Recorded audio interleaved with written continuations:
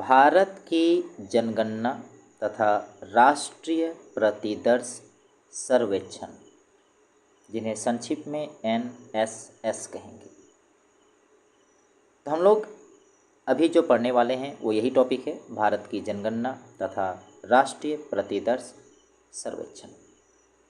तो देखिए, राष्ट्रीय एवं राज्य दोनों ही स्तरों पर ऐसी संस्थाएं होती है जो सांख्यिकीय आंकड़ों को संग्रहित, संसाधित तथा सारणीकृत करती है। मतलब भारत में दोनों स्तर पर, राष्ट्रीय स्तर पर और राज्य स्तर पर बहुत सारी ऐसी संस्थाएं हैं जो सांख्यिकीय आंकड़ों को संग्रहित करती है, उसे संसाधित करती है तथा सारणीकृत करती है। इनमें से राष्ट्रीय स्तर की कुछ प्रमुख संस्थाएं हैं: सेंसस ऑफ इंडिया, राष्ट्रीय प्रतिदर्श सर्वेक्षण, केंद्रीय सांख्यिकीय कार्यालय, भारत का महापंजीकार, वाणिज्यिक सतर्कता एवं सांख्यिकीय महानिदेशालय तथा श्रम ब्यूरो आदि। ये कुछ राष्ट्रीय स्तर के संस्थाएं हैं। केंद्रीय सांख्यिकीय संगठन जनसंख्या संबंधित सर्वाधिक पूर्ण एवं सतत जनसांख्यिकीय अभिलेख उपलब्ध कराती है। केंद्रीय सांख्यिकीय संगठन जो है वो जनसंख्या संबंधी सर्वाधिक पूर्ण एवं सतत जनसांख्यिकीय अभिलेख उपलब्ध कराती है। वर्ष 1881 के बाद से प्रत्येक 10 वर्ष के अंतराल पर नियमित जनगणना की जाती है। तो भारत में 1881 के बाद से प्रत्येक 10 वर्ष के अंतराल में नियमित जनगणना की जाती है। देश की आज़ादी के बाद पहली जनगणना वर्ष 1951 में हुई थी। इन जनगणनाओं के अंतर्गत जनसंख्या के विभिन्न पहलुओं के बारे में सूचनाएं एकत्र की जाती हैं।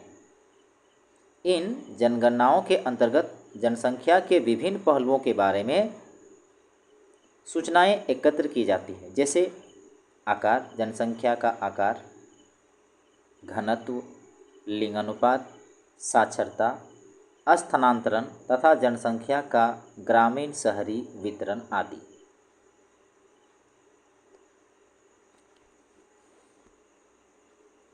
जनगणना आंकड़ों का निर्वचन एवं विश्लेषण भारत में अनेक आर्थिक और सामाजिक मुद्दों को समझने के लिए किया जाता है। देखिए, जनगणना का जो आंकड़ा है, जनगणना आंकड़ों का जो निर्वचन एवं विश्लेषण भारत में अनेक आर्थिक और सामाजिक मुद्दों को समझने के लिए किया जाता है।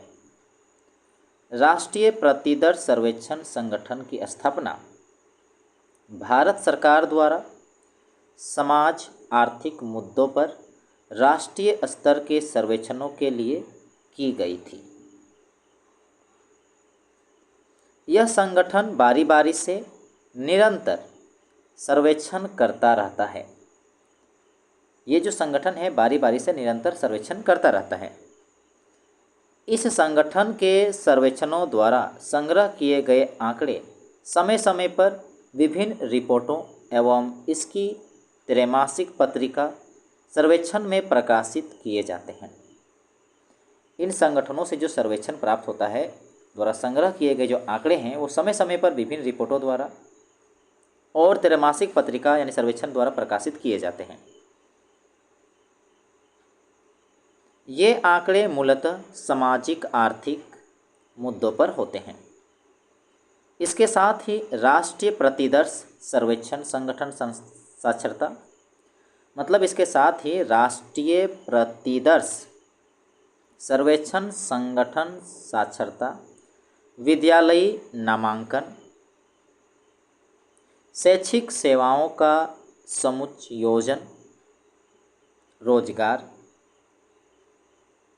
बेरोजगारी, विनिर्माण एवं सेवा क्षेत्रकों के उद्यमों, रुग्णता, मातृत्व, शिशु देखभाल और सार्वजनिक वितरण प्रणाली के सम उपयोजन आदि पर भी अनुमानित आंकड़े उपलब्ध कराती है। मतलब इन कई ऐसे मुद्दे हैं, कई ऐसे मामले हैं जिनका आंकड़े उपलब्ध करते हैं।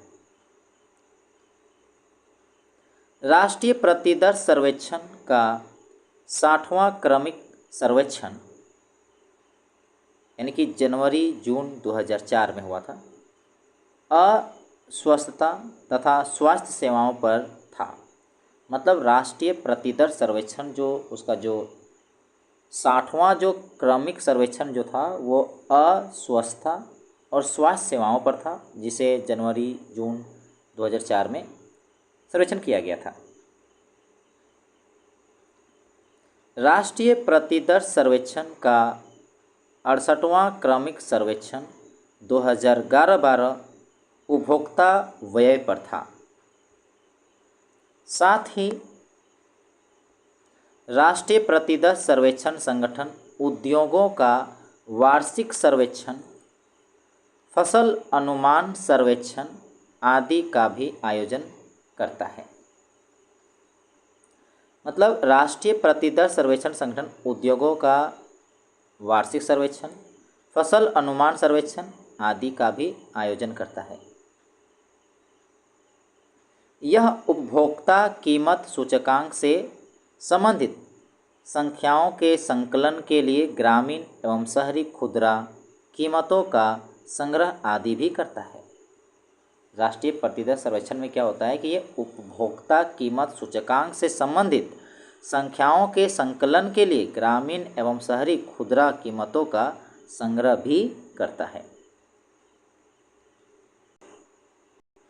आगे हम सारांश को समझें, पर उससे पहले हम बता देना चाहूँगा कि रुग्णता एक नया शब्द आया था। तो रुग्णता का मतलब होता है रोगों की संख्या। इसमें रोगों को पहचाना जाता है, क्या क्या रोग हैं। ठीक है, अब आगे आते हैं सारांश में। संख्याओं के रूप में व्यक्त किए गए आर्थिक तथ्य आंकड़े कहलाते हैं। संख्याओं के रूप में व्यक्त किए गए आर्थिक तथ्य आंकड़े कहलाते हैं। आंकड़ों के संग्रहण का उद्देश्य किसी समस्या और उसके कारणों को समझकर उसकी व्याख्या एवं विश्लेषण करना है। देखिए, आंकड़ों के संग्रह का उद्देश्य है किसी समस्या और उसके कारणों को समझकर उसकी व्याख्या एवं विश्लेषण करना है। प्राथमिक आंकड़ों का संग्रह सर्वेक्षण आयोजित करके किया जाता है। प्राथमिक आंकड़ों का जो संग्रह है वो सर्वेक्षण आयोजित करके किया जाता है। सर्वेक्षणों के कई चरण होते हैं जिन्हें सावधानीपूर्वक नियोजित करने की आवश्यकता होती है। सर्वेक्षण करने के कई चरण हैं, किंतु उन्हें सावधानीपूर्वक नियोजित करने की आवश्यकता होती है। ऐसी अनेक संस्थाएं हैं जो कि इन सांख्यिकीय आंकड़ों का संग्रह, संसाधन, सारणीयन तथा प्रकाशन करती है। इनका प्रयोग द्वितीयक आंकड़ों के रूप में किया जा सकता है। आंकड़ों के स्रोत का चुनाव एवं इनके संग्रह की विद्या अध्ययन के उद्देश्य पर निर्भर करती है। आंकड़ों के स्रोत का चुनाव, कि आंकड़ों का स्रोत कैसे होना चाहिए, एवं उनके संग्रहण की जो विद्या है वो अध्ययन के उद्देश्य पर निर्भर करती है।